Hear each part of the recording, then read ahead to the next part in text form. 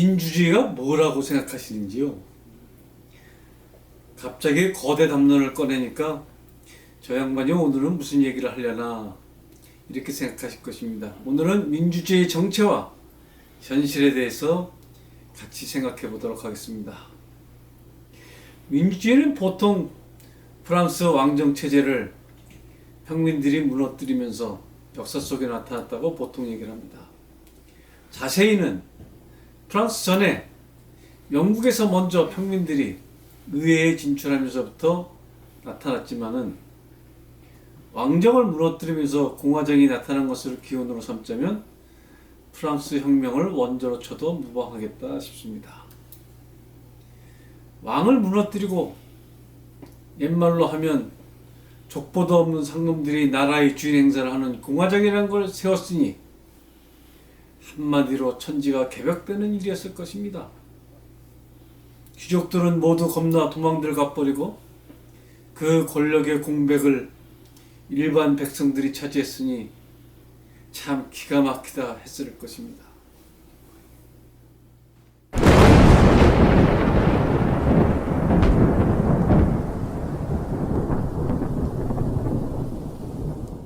일반인들이 권력을 잡긴 했지만 권력을 어떻게 운영해야 하는지는 아무도 몰랐던 것입니다. 평소 해본 적이 없거든요.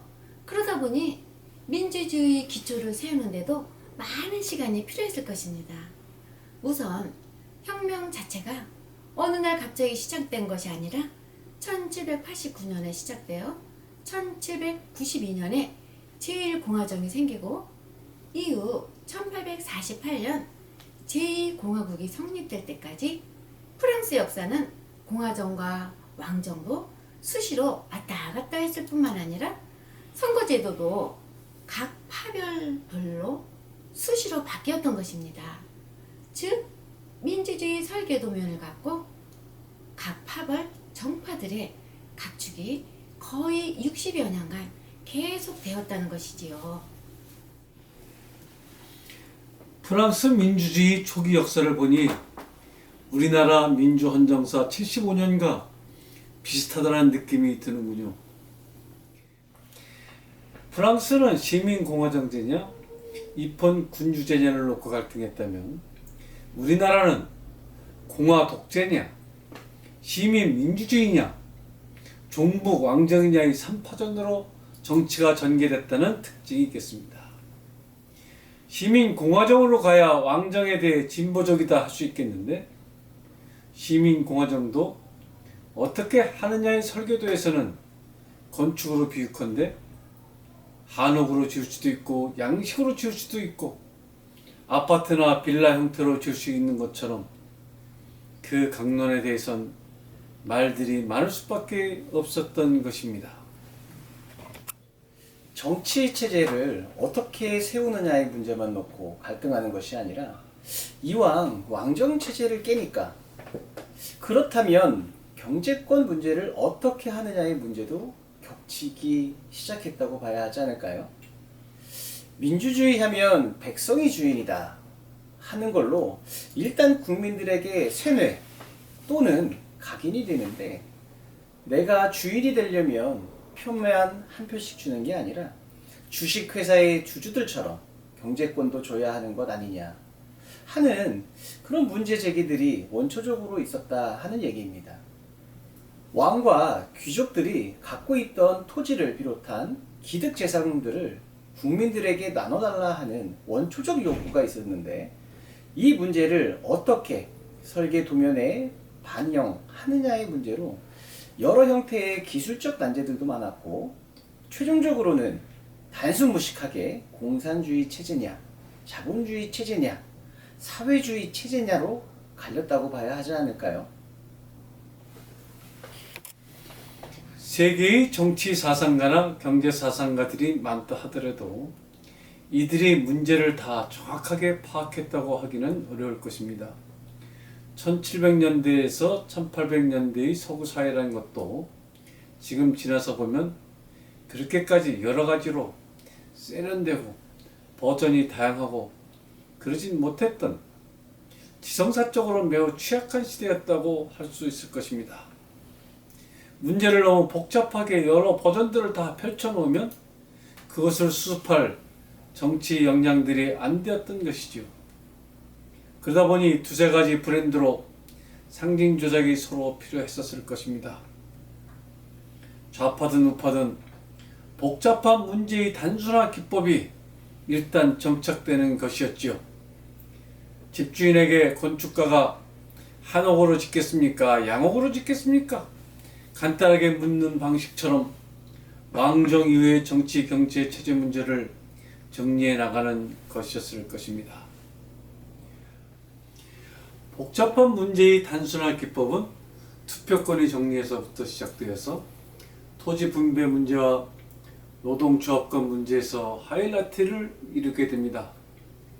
경제권 문제에서 공산당 선언을 한 마르크스는 노동자 농민정당의 장기 집권을 통해 왕과 귀족들이 갖고 있던 재산권들을 몰수, 무상분배하는 것으로 단순화시켜버리는 것이었습니다.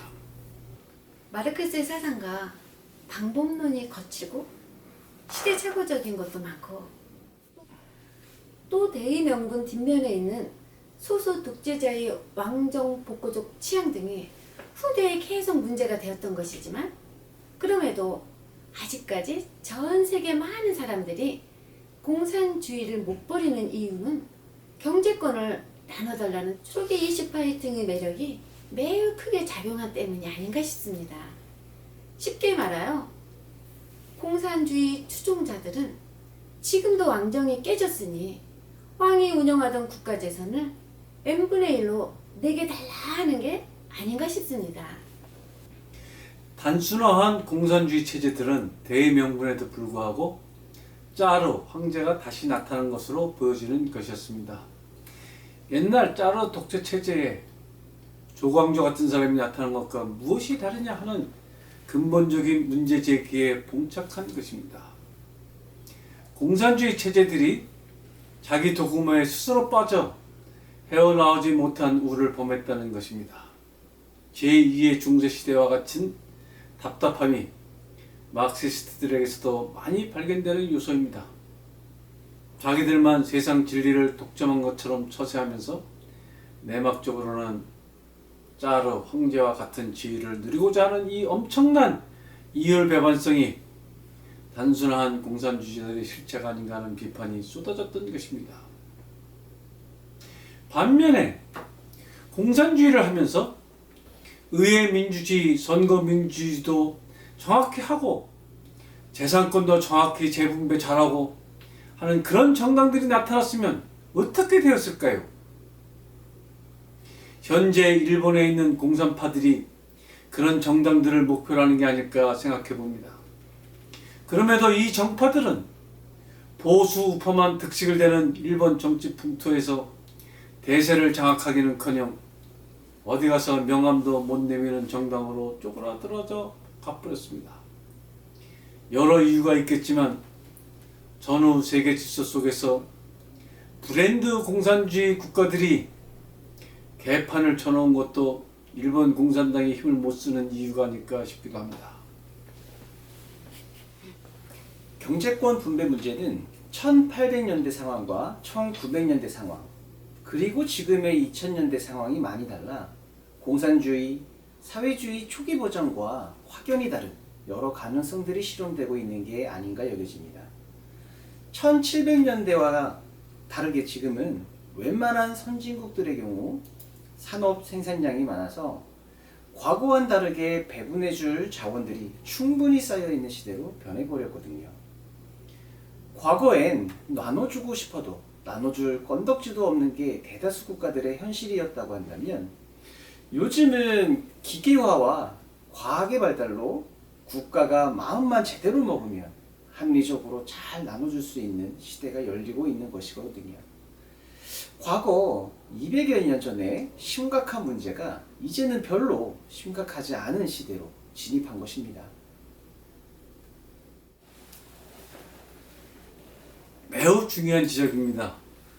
우리들의 사고 구조는 여전히 중세적, 왕정시대적 고정관념을 못 벗어나고 있는데 시대는 밤손님처럼 어느새 새로운 세상으로 우리 앞에 있는 시기입니다.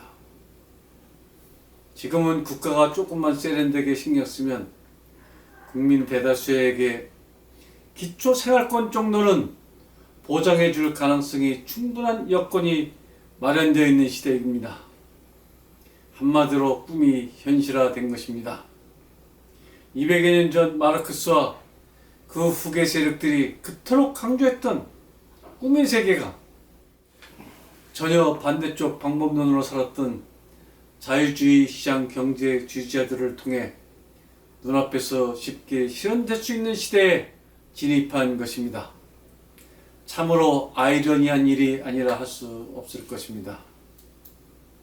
지금 만약 한국 사회에서 어느 정치인이 국민 기초 의식수 여건, 기초의료 보장권을 국민에게 제공하겠다 하면 그를 공산주의로 볼 수가 있을까요?